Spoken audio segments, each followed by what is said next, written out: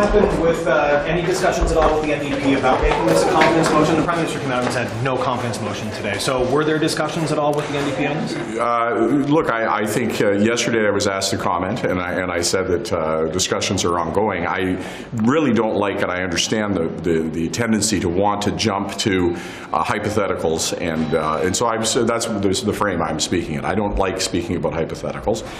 We continue to have discussions. This is an exceptionally serious and important issue around how we're going to look at foreign interference and attempts to influence our democracy. It's essential that we do that in a calm, rational way, taking it a step at a time.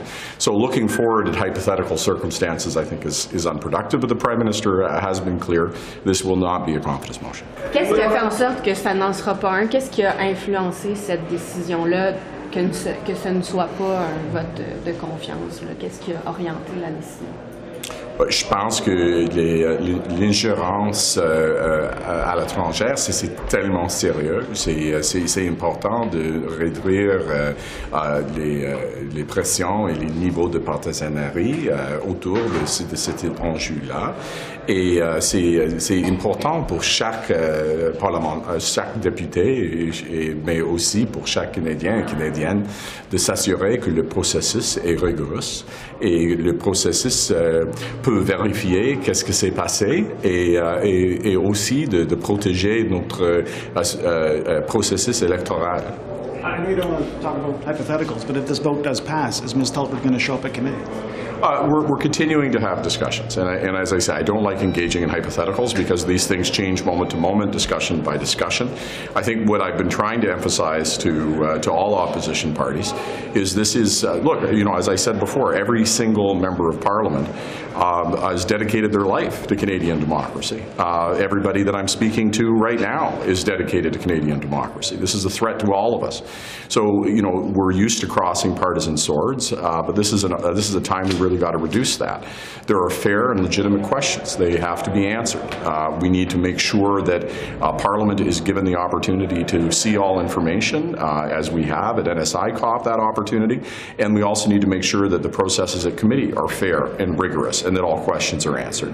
So we're moving through that methodically and with purpose and trying to continue those conversations in a productive way, and I'm very certain that there will be answers to those questions very soon. Whether or not you've made it a confidence vote, are you allowing Liberal MPs to vote in favour of it?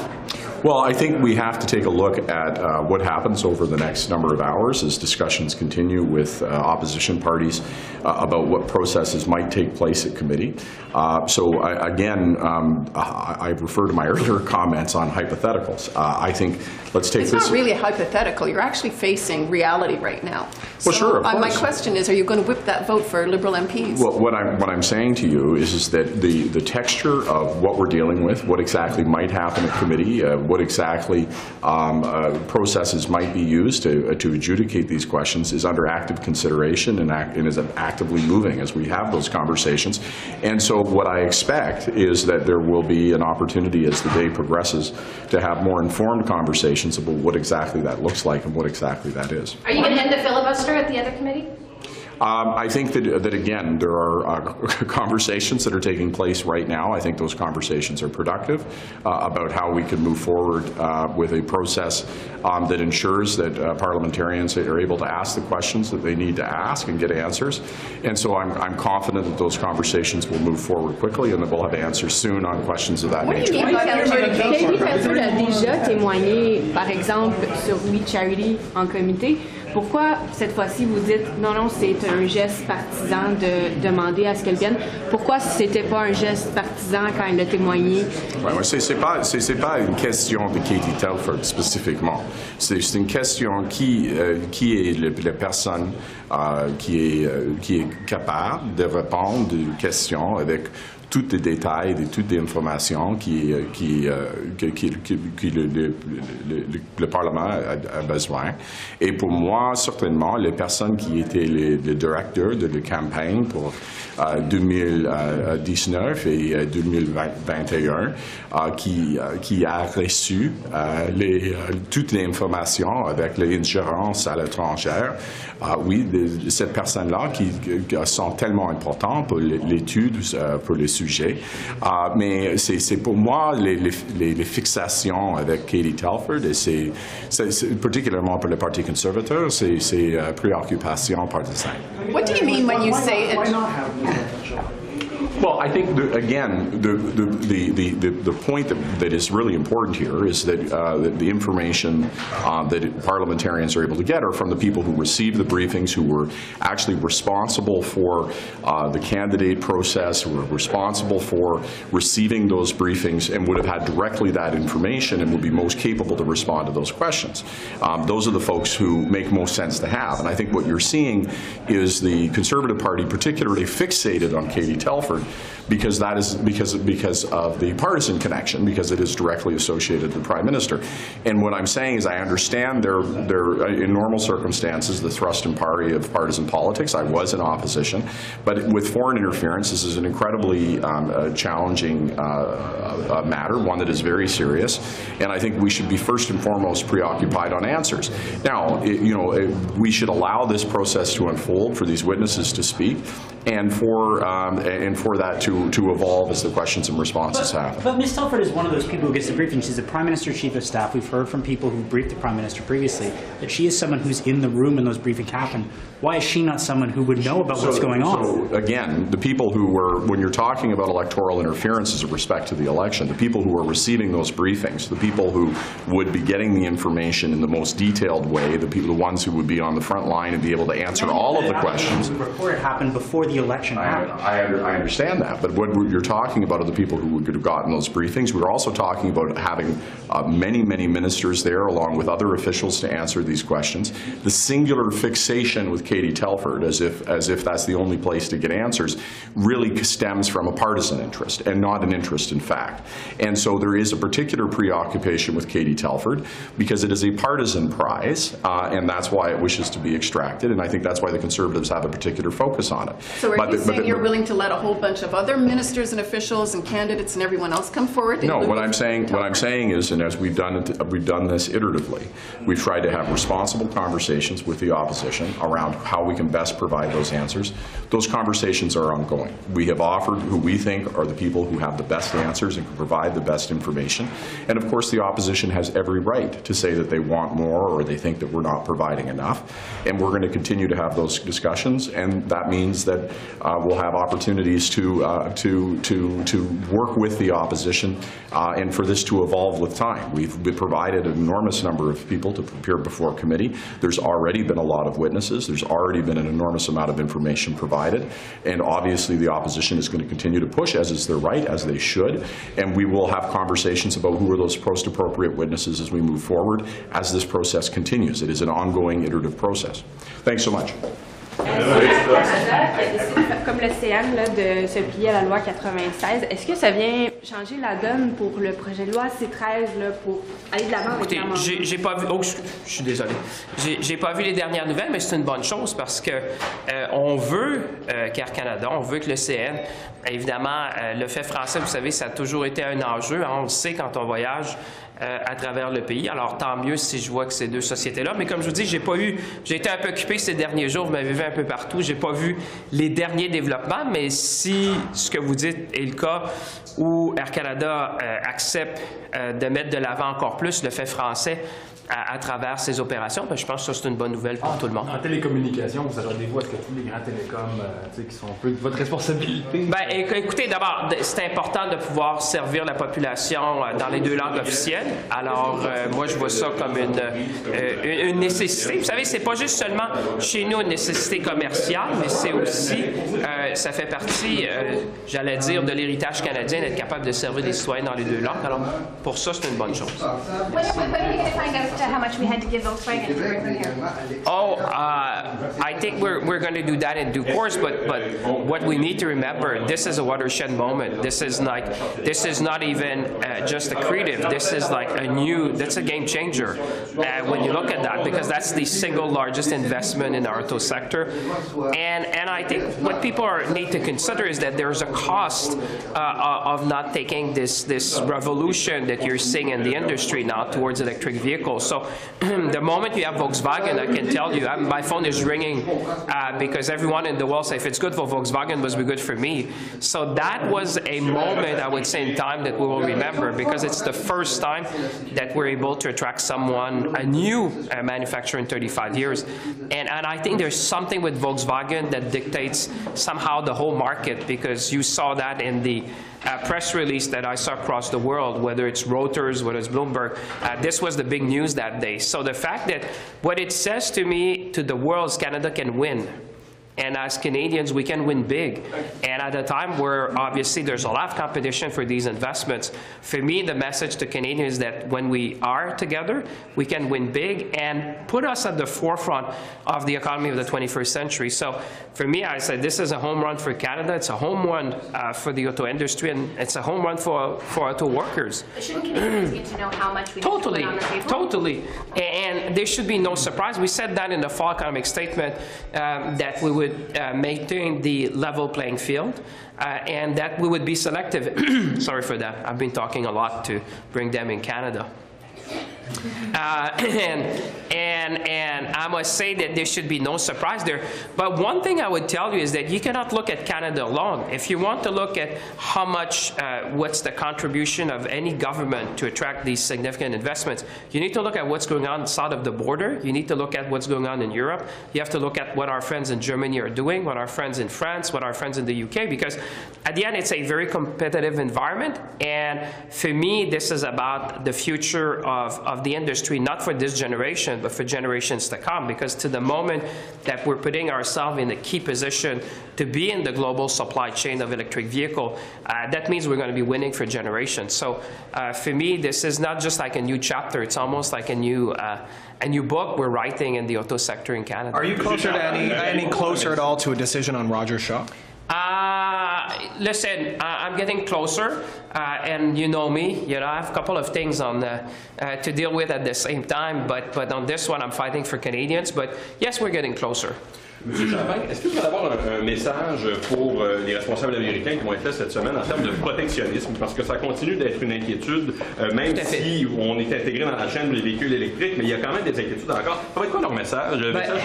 Moi, je disais, c'est que, je le dis souvent à Washington, je l'ai dit à New York, c'est que si on regarde l'Inflation Reduction Act, si on regarde le CHIPS Act aux États-Unis, derrière ça, l'enjeu fondamental, c'est la résilience. Et je dis souvent à mes amis américains, pour que vous soyez résilients, le Canada va faire partie de l'équation. C'est vrai dans le cadre des véhicules électriques, des batteries, parce que les minéraux critiques sont au nord de la frontière. C'est aussi vrai du côté des semi-conducteurs. Vous savez, j'ai lancé l'idée d'un corridor Bromont-Albany. Pourquoi? Parce que la plus grande usine d'assemblage et d'empaquetage, si vous voulez, des semi-conducteurs se trouve du côté de Bromont. Alors, mon message, c'est que la résilience nord-américaine, le Canada doit faire partie, évidemment, de cette discussion-là. Et je pense que c'est un message qui est entendu de plus en plus. On le voit, les collègues américains comprennent que ce qu'il faut faire, c'est ramener des industries en Amérique du Nord, c'est d'innover plus ensemble, fabriquer plus ensemble, vendre plus ensemble à travers le monde. Mais politiquement, ils n'ont pas grand-chose à gagner à faire ça, là, domestiquement. Ben, c'est que la résilience, moi, ce que je leur dis, c'est que le Canada doit faire partie de l'équation. Et vous avez vu récemment, il y a des compagnies qui décident de venir au nord de la frontière, certaines décident d'aller au sud, mais l'idée derrière ça, c'est que pour que les Américains soient résilients, prenez les minéraux critiques. Le Canada est le seul pays au monde, de l'Ouest du moins, à avoir tous les minéraux critiques. Prenez au niveau des semi-conducteurs, l'emballage et les tests se fait chez nous.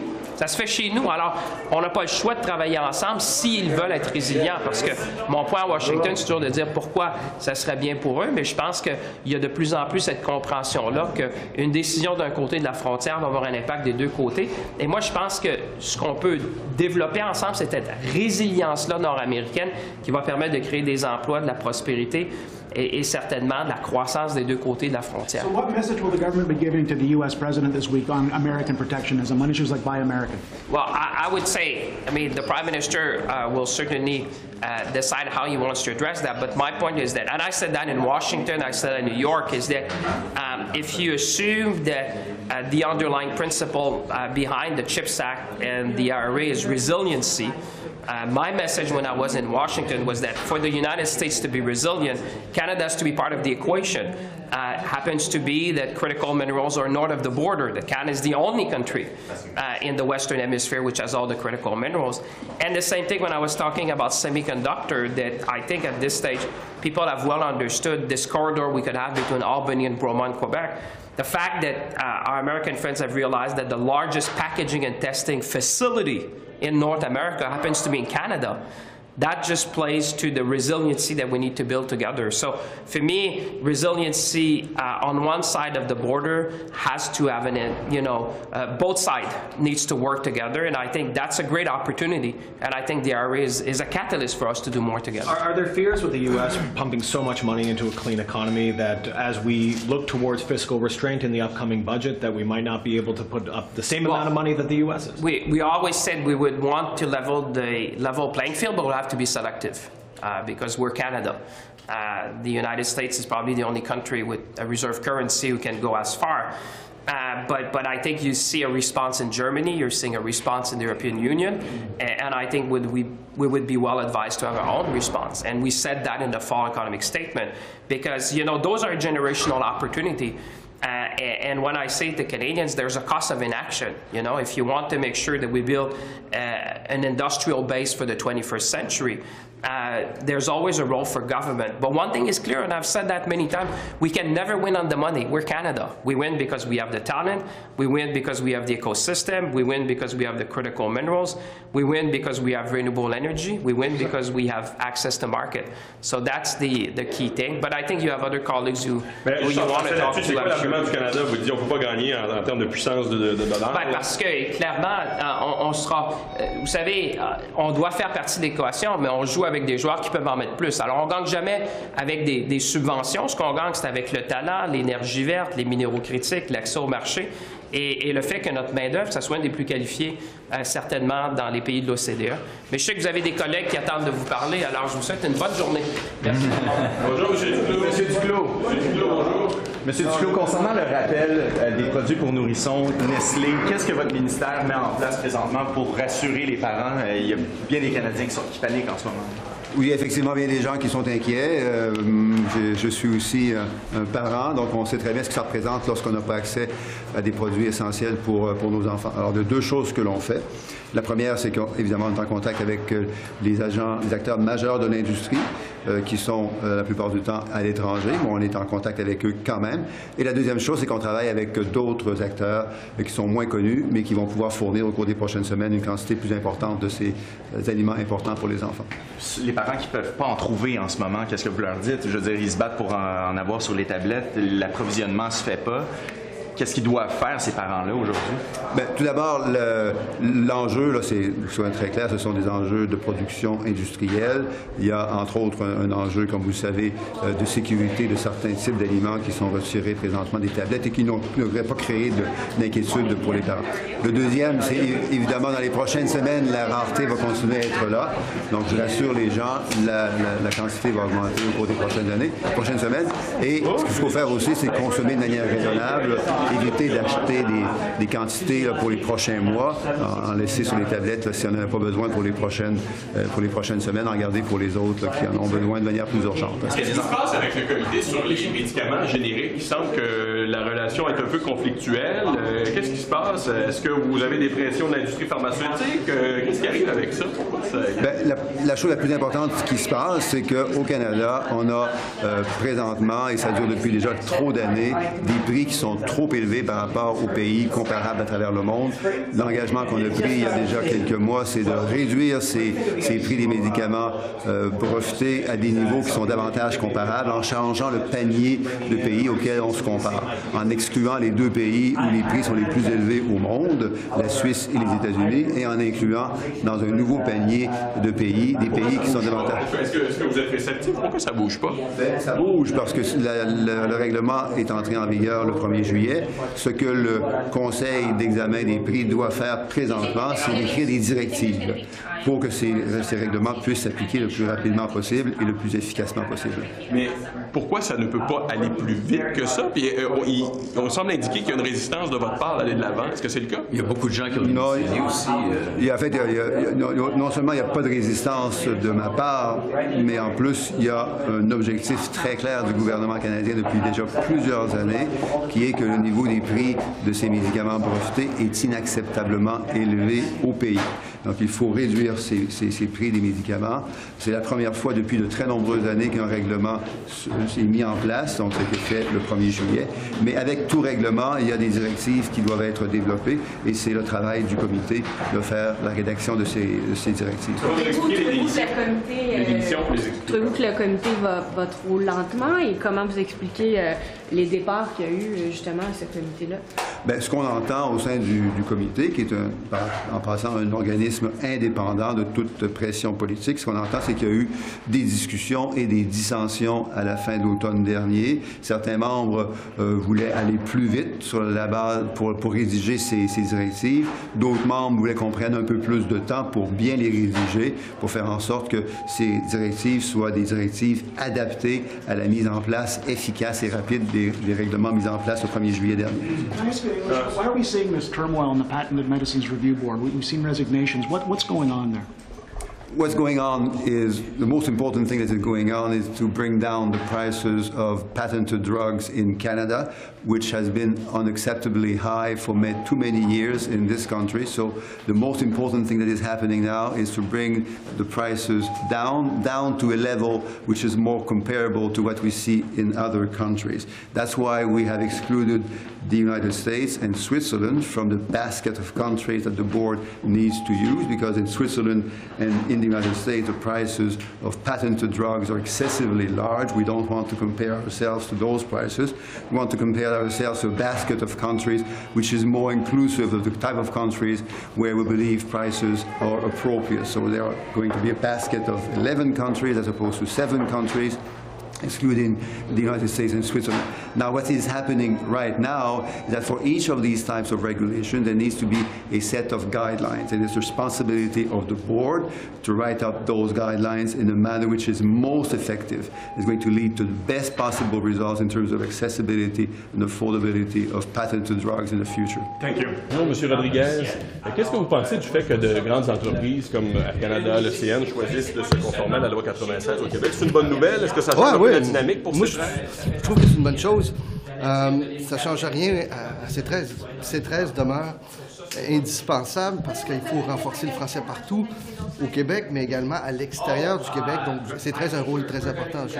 Est-ce que, bon, évidemment, il va peut-être y avoir un amendement justement pour soumettre les entreprises à la Charte fédérale, à la loi 96. Est-ce que c'est encore pertinent peut-être d'avoir un amendement comme celui-là? C'est quoi votre position là-dessus? Bon, on verra ce que le comité décide. Nous, ce que l'on souhaite, c'est que le projet de loi soit adopté rapidement. Là. Le Bloc québécois, les conservateurs vont jouer le rôle de retarder. Là, ça suffit, il faut avancer. Je veux vous entendre sur TikTok qui continue. Le gouvernement continue de faire de la publicité sur TikTok.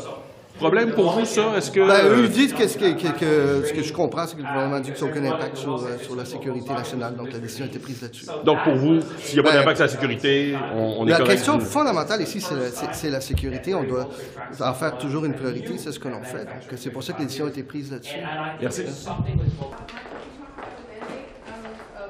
And whether or not it's going to be limited to election campaigns, or will it include nomination processes, and will it be limited in any other way to China government interference or other government? I'm not the best person to speak to that, so I... Well, you're the minister actually kind of involved in all of this, are you not? No, I would say that, look, the terms of reference will be issued later today. It's important that Mr. Johnston person has the opportunity to look into every aspect of this and to be able to make full and complete recommendations on where we go from here and what was done. And so the terms of reference to that will be announced and forthcoming. And so allowing Katie Telford to go to the procedural committee, what does that do to the Conservatives' motion, in your view, in terms of them trying to get her before the other committee? Well, I think it renders it moot. The request was made, and this is a conversation that we had earlier today, that we are attempting to work with opposition parties to ensure that they get the opportunity to pose the questions that they want to ask. It's important that Parliament work, and so she'll be appearing before the Procedure and House Affairs Committee for 2 hours. Why do you prefer that committee over the other? Well, it's not a function of preference. This was before the Procedure and House Affairs Committee that was being actively discussed at that committee. That's where the work was being done, and that is where the motion was passed today. The Conservative motion in the House, however, was calling for a lot more than just Katie Telford to testify. Are you still willing to send the campaign directors and the others that you had agreed to send before? That's correct. The campaign directors for 2019 and 2021 we've made the offer, and they will be appearing before committee, and there'll be the opportunity to have discussions. And to clarify, that's the national campaign directors, not local campaign directors in any ridings. Would you be willing to let any riding campaign directors riding officials? I think we take this a step at a time. The national campaign directors are going to be appearing. There's going to be an opportunity to ask them questions. Ms. Telford will be appearing. There'll be many ministers appearing, many other witnesses, and I think the committee should take this a step at a time, ask the questions, and get the information that they need. Should the government have just agreed to let Ms. Telford appear 3 weeks ago instead of going through this last 3 weeks of chaos? Well, I think that this is evidence, in my opinion, of Parliament working. That we try to work with the opposition to hear what their requests are. We've attempted to put forward the people that we thought best had information, but we also want Parliament to work, and so we listen to the opposition parties and attempt to work with them. That is, by necessity, a process of negotiation and back and forth. And so to get to final outcomes, there's disagreements along the way. But I think that's a natural part of this process. Was there a deal with the NDP to have this come forward? Mr. Singh came out just a couple of minutes before it was press release came out about Ms. Telford. Was there any kind of negotiations or back and forth between the two parties? Well, there's been back and forth between all the parties on this issue. So, and that's been constant every day in terms of having conversations on this and frankly, every other issue. Except the NDP are your governing partners, and did they know you were going to do that? You were going to pull that while he was speaking? Well, they're a partner in supplying confidence, and that means that there are a number of areas. So were they not given a heads up when Singh was in the middle of his news conference that you were going to pull all that? Well, look, I mean, what we've done on this and every other issue is have conversations about what's before Parliament. Those have been active. They were going on late last night with all the parties. They go on today. That's what I've been saying throughout this process, is that this is we have to take it a step at a time, that the information changes. It's why I was refusing to engage in hypotheticals, because there are these conversations yield changes, and those changes obviously change the type of hypothetical questions you'd be asking me. About 2 hours ago, you said Ms. Telford testifying committee would be a partisan prize for the Conservatives. Now she's voluntarily agreed to go. What's changed since you just spoke to us? Well, I refer back to the comments I made when you were asking the questions a couple of hours ago, which is our objective is to make Parliament work. Our objective is to work with the opposition parties to provide them with the opportunity to ask the questions they want to ask. I have stated before, and I'll state again, that the people most in the position to answer those questions were the people who were the national campaign directors in 2021 and 2019. But our objective is for Parliament to work. And in order for Parliament to work, we have to talk and listen to opposition parties, and that's a negotiated process. But if you were listening to opposition parties, which I know your colleagues were doing, you knew that the NDP, the Conservatives, and the Bloc all wanted Ms. Telford to testify, and instead the Liberals filibustered for 20 hours. Is that actually having Parliament work? Absolutely. I think that as we have conversations about how best to adjudicate these issues, about how to move through something as delicate as foreign interference, That takes time, and it means that those conversations have to take place. And so that it takes place at particular speed. And so the committee did its work. This is the outcome we have, and we'll have those meetings. En français, qu'est-ce qui a changé? Là, ce matin, vous disiez que ce n'était pas à Mme Telford de témoigner, puis là, tout d'un coup, vous changez une position après 25-24 heures de filibuster.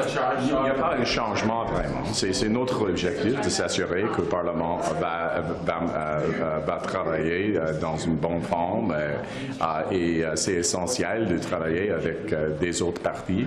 Et pour moi, c'est principalement, c'est essentiel de s'assurer que les personnes avec de bonnes informations peuvent agir comme un témoin au comité. Ça, c'est les personnes qui étaient responsables pour les campagnes en 2019 et 2021. Mais c'est clair que l'opposition veut que Katie Telford ait un témoin aussi, et pour s'assurer que le Parlement peut fonctionner, Katie Telford va parler au comité. Est-ce que M. Trudeau et M. Singh se sont parlé de ça spécifiquement hier soir ou ce matin avant que Mme Telford, que le statement soit publié? Je ne suis pas certain, mais je peux dire que chaque jour, chaque moment, je parle avec mon homologue dans des autres partis, et la situation change beaucoup avec les conversations là. Et ça, c'est tout le temps le cas avec les négociations avec les autres partis. C'est tout le temps une négociation. Est-ce que si le NPD avait voté en faveur de la motion cet après-midi, est-ce que ça aurait menacé l'entente entre le Parti libéral et le NPD?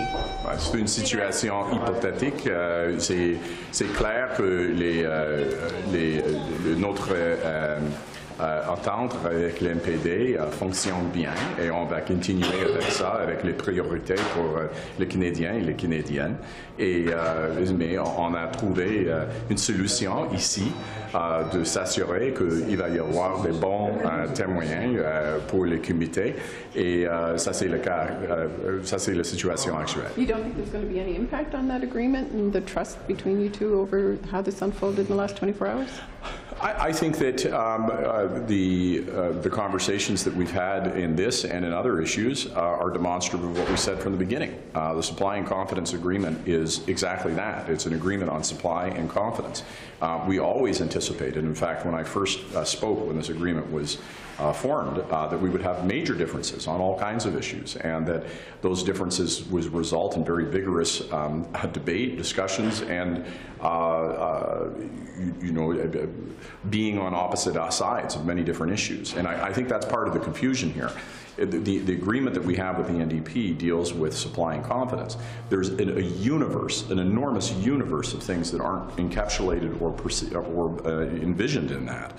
And that means that we constantly have to be, dealing with what is the normal thrust and party of two parties that are adversaries and have different opinions. But I do say, because I go back to first principles, which was in the supply and confidence agreement, we made really important commitments to improve the lives of Canadians, to make investments in lifting Canadians up, and those are moving well. We've had huge progress. I can talk about, obviously, dental and rental and what we did with the GST doubling, but there's a lot more still to be done, and there's still going to be a lot of disagreeing to be done as well. Okay, thank you. Thanks so much. Expliquez-vous cette décision, ce changement de décision de faire témoigner Mme Telford maintenant devant le comité? Qu'est-ce qui a motivé cette décision-là? Nous avons été, depuis le début de cette conversation, et ce n'est pas depuis quelques mois, c'est depuis plusieurs années, nous avons été transparents, nous avons voulu démontrer aux Canadiens que nous avons mis sur pied une série de mesures qui ont évolué au fil des dernières années. Il n'y a pas de doute qu'il y a des inquiétudes importantes chez plusieurs Canadiens quant à la capacité de nos institutions. Alors, mais Mme Telford a indiqué qu'elle sera prête à aller même avant le début avril. J'ai compris qu'ils veulent qu'elle soit là dans les 2 premières semaines d'avril. Alors, c'est ça la décision. But why filibuster for 3 weeks to prevent her from testifying, only to turn around and say, okay, she can testify? What was wrong with her? Why did you not want her to testify for the last 3 weeks, and what's changed this morning? So, again, we've had before the Procedure and House Affairs Committee a number of officials, a number of ministers who've gone over a number of weeks to talk about what our government has done for many years to build up the capacity of Canadian democratic institutions to resist attempts at foreign interference from China, but from other countries as well. Ms. Telford has decided to go, I believe, with some officials for a couple of hours, answer questions in a transparent way. She's been before House committees on at least a couple of other occasions. But why not 3 weeks ago? Why for the last 3 weeks have the government said, no, we're not going to let her testify, we're going to filibuster a committee, we're not going to let this come to a vote, only to change your mind today? What changed today? Well, what changed for us is the idea that Canadians need to see that our government has, over 7 or 8 years, taken a series of measures, incrementally improved them election after election, to better make Canadian institutions resilient against foreign interference. We announced this morning, for example, the terms of reference of the Right Honourable David Johnston's work as Independent Special Rapporteur. That is exactly part of the process that we think will reassure Canadians that we've taken a series of important steps. Mr. Johnston will, by the end of May, recommend additional steps that can be taken quickly. This is all part of a process of showing Canadians that our democratic institutions are resilient to foreign interference, that the attempts to interfere with Canadian elections have not affected the results in any constituency in Canada, but we think that we should all be better informed and do what's necessary to make our institutions as resilient as they can be. Can you clarify on the terms of reference for Mr. Johnston a couple of things? Does it apply to nomination processes as well as the actual election campaign?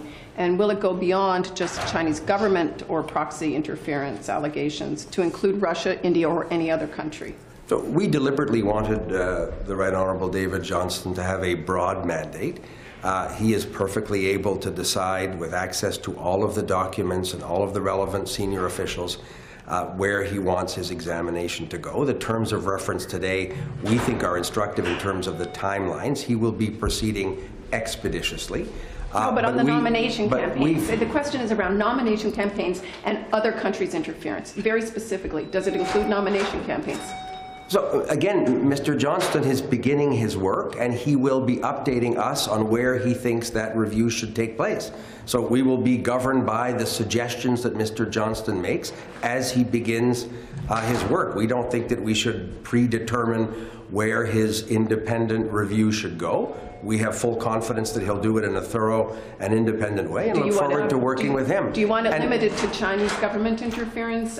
Again, we want to be governed by Mr. Johnston's advice as he looks at this issue. So he can go as broadly as he wants to include both those things. We deliberately have designed a process with his advice and with his support that will be broad enough that he can do the important work we have. Écoutez, nous avons dit que l'ingérence étrangère ne s'applique pas uniquement à des élections fédérales. Il y a des inquiétudes quant aux provinces. Moi, j'ai eu une discussion avec un ministre du gouvernement du Québec quant à l'importance de renforcer la conscientisation des parlementaires provinciaux quant aux possibilités d'ingérence. Ça, c'était au mois de décembre. Alors, c'est pas nouveau au niveau fédéral. C'est pas uniquement au niveau fédéral que nous devons être à l'attention pour ces ingérences. Et c'est pas uniquement la Chine qui a essayé ou qui essaie d'ingérer dans les processus démocratiques à tous les niveaux. Alors, c'est pourquoi nous pensons que M. Johnston est bien placé pour regarder l'ensemble de ces questions-là et arriver dans les prochaines semaines, littéralement, avant la fin du mois de mai, avec des recommandations. Nous avons bien hâte d'avoir ces recommandations. So the government will accept it. Did you kind of deal with the NDP to have her appear at Proc instead of ethics? Again, we've always thought the Procedure and House Affairs Committee is the appropriate forum for these discussions. That's why I had the enormous privilege of going there myself a few weeks ago. But you spent 3 weeks. And I would be happy to go back, of course, if I'm invited. I look forward very much to those occasions to go to the Procedure and House Affairs Committee. I didn't actually draft the Conservative Opposition Day motion where they chose another committee. That would be a good question to ask Mr. Scheer. I think he was the one that proposed the motion, but we would be happy to continue, obviously, to work with any.